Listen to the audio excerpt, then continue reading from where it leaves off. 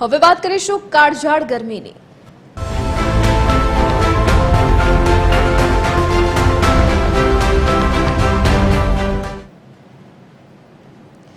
રાજ્યમાં ગરમી અંગે હવામાન વિભાગની આગાહી। આગામી 2 દિવસ હીટવેવની આગાહી કરવામાં આવી છે। રાજ્યના અનેક જિલ્લામાં ગરમીને લઈને એલર્ટ આપવામાં આવ્યું છે। દરિયાકાંઠાના વિસ્તારમાં ભેજવાળા અને ગરમ પવનો ફૂંકાશે તો આગામી 2 દિવસ રાજ્યમાં હીટવેવની આગાહી હવામાન વિભાગ દ્વારા કરવામાં આવ્યું છે। આ સાથે જ અનેક જિલ્લામાં ગરમીને લઈને એલર્ટ પણ આપવામાં આવ્યું છે। તો દરિયાકાંઠાના વિસ્તારમાં ભેજવાળા અને ગરમ પવન ફૂંકાશે તેવી પણ આગાહી હવામાન વિભાગ દ્વારા કરવામાં આવી છે। તો મોટાભાગના શહેરોનું તાપમાન 40 ડિગ્રીને પાર પહોંચ્યું છે। વધુ વિગતો સાથે એસોસિએટ એડિટર અરુણ શાહ આપણી સાથે લાઈવ જોડાઈ ગયા છે। જી અરુણ, હાલ રાજ્યમાં ગરમીની શું સ્થિતિ જોવા મળી રહી છે? ક્યાં કેટલું તાપમાન નોંધાયું છે અને આગામી સમય માટે હવામાન વિભાગની શું આગાહી છે? ધરતી અત્યારે કહી શકાય કે માર્ચ મહિનાનું સેકન્ડ એટલે કે બીજું સપ્તાહ ચાલી રહ્યું છે। આજે 13મી માર્ચ છે।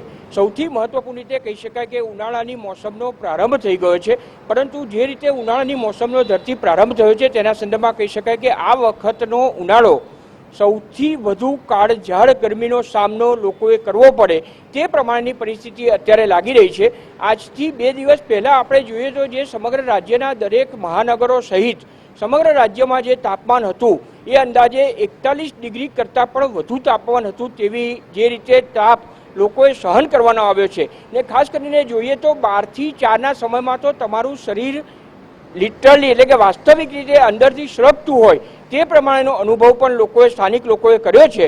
એટલે સૌથી વધુ ગરમી હાલના તબક્કે આ ઉનાળાની મોસમમાં વધુ પ્રમાણમાં પડે તે પ્રમાણેની આગાહી પણ હવામાન વિભાગ દ્વારા કરવામાં આવી છે। હાલના તબક્કે જોઈએ તો છેલ્લા જે ગઈકાલે અને અત્યારે જો સ્થિતિ જોઈએ તો ચોક્કસ રીતે જે 2 દિવસની ગરમી હતી તેના કરતાં હાલનું તાપમાન ઓછું હોવાનું માહિતી હવામાન વિભાગ દ્વારા દર્શાવવામાં આવી છે। અત્યારે જો અમદાવાદ મહાનગરની વાત કરીએ તો ધરતી અમદાવાદનું તાપમાન હાલના તબક્કે 38 ડિગ્રી સેલ્સિયસ જેટલું રહ્યું છે અને હજુ પણ આગામી 3 દિવસમાં અમદાવાદ સહિત મહાનગરોનું જે તાપમાન આજથી 2 દિવસ અગાઉ જે 41 ડિગ્રીને સર કરી ગયું હતું તે હાલના તબક્કે 38 થી 40 ડિગ્રીની આસપાસ રહે તે પ્રમાણેની આગાહી પણ હવામાન વિભાગ દ્વારા કરવામાં આવી છે।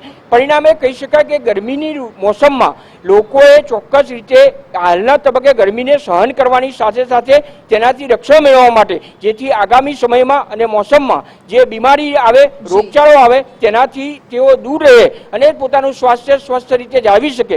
ખાસ કરીને ઠંડી છાશ પીવી, લીંબુનું શરબત પીવું તેવા ખોરાક પણ તે લેવામાં આવે જેથી તેઓનું સ્વાસ્થ્ય પણ સારું રહે તે પ્રમાણેની ગરમીથી લોકો ચેતીને ચાલે તે પ્રમાણેની આગાહી પણ હવામાન વિભાગ દ્વારા જ્યારે કરવામાં આવી છે ત્યારે લોકો માટે પણ આ જે ચેતીને ચાલવા માટે અને રોગની બીમારીથી દૂર રહેવા માટેનું એટલું જ જરૂરી છે। જી ધરતી। જી અરુણ, વિગત સાથે જોડાવા બદલ આપનો આભાર। તો આગામી 2 દિવસ રાજ્યમાં હીટવેવ રહેશે તેવી આગાહી હવામાન વિભાગ દ્વારા કરવામાં આવી છે। તો દરિયાકાંઠાના વિસ્તારમાં ભેજવાળા અને ગરમ પવનો પણ ફૂંકાશે।